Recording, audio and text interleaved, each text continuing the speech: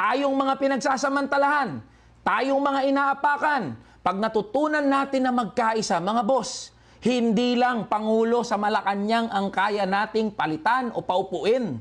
Kaya nating baguhin mismo ang kalagayan natin na mga manggagawa at ordinaryong Pilipino.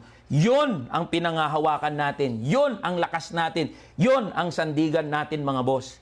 Kaya kahit na maraming balakid, punong-puno ng sakripisyo itong pakikipaglaban natin, alam natin pare-parehas na mananalo ang number 85 Kamanggagawa Party List.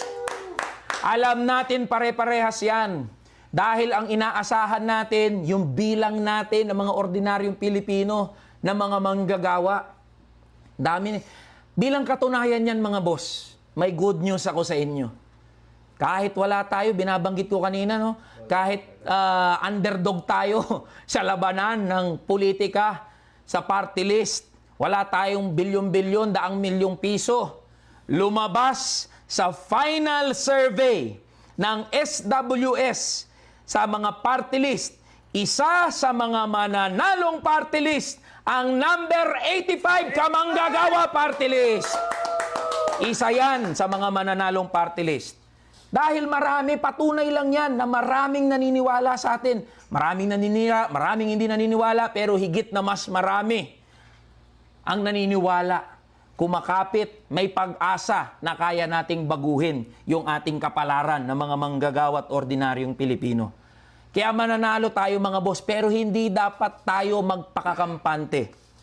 Tandaan natin, mga boss, meron pang 2 araw bago ang halalan 2025. Meron pang 2 araw, mga boss.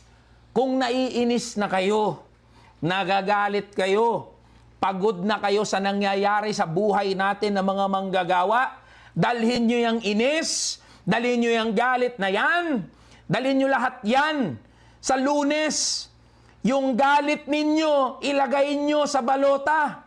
Yung inis ninyo, ilagay nyo sa balota. Yung pagkaurat nyo sa mga politiko, dalhin nyo sa balota. Vote!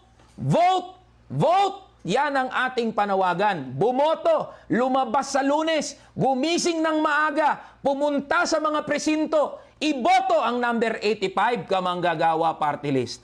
Yan ang panawagan natin sa lahat ng mga manggagawa at ordinaryong Pilipino. Hindi sapat na maingay lang tayo sa social media. Hindi sapat na galit lang tayo. Dalhin natin yung galit na yan. Dalhin natin yung pagkainis na yan. Pumunta tayo sa mga presinto. Bumoto tayo.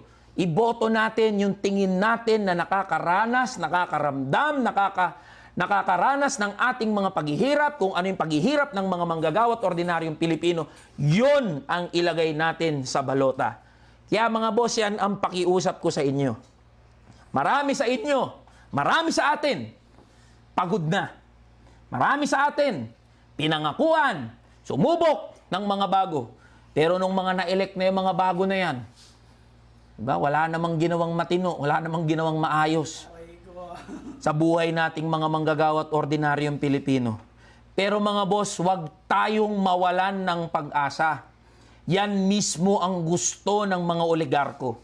Yan mismo ang gusto ng mga malalaking negosyante, ng mga politiko, na mawalan tayo ng pag-asa.